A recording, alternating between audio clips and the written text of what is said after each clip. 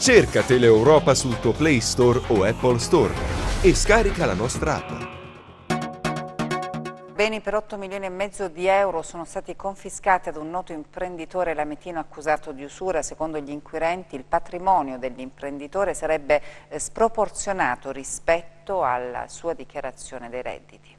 C'è anche una villa con piazzola di atterraggio per gli elicotteri tra i beni confiscati dalla Guardia di Finanza di Lamezia Terme a Giuliano Caruso, imprenditore lametino, la cui dichiarazione dei redditi, secondo gli investigatori, non giustificherebbe l'alto tenore di vita. Il valore degli immobili di proprietà dell'uomo è considerata sproporzionata e ingiustificata rispetto a quanto dichiarato al fisco. Il patrimonio infatti comprende altre 2 ville in un residenza turistico, uffici, un magazzino, un hotel-ristorante, una struttura adibita ad attività commerciale, 15 terreni, una ditta operante nel settore dell'edilizia, quote societarie e l'intero compendio aziendale di società operanti nel settore della ristorazione, del settore immobiliare, edile, commercio di preziosi, ristorazione e scommesse. Alcuni dei beni erano intestati a prestanome, un totale di 8 milioni e mezzo di euro ritenuti provento di prestito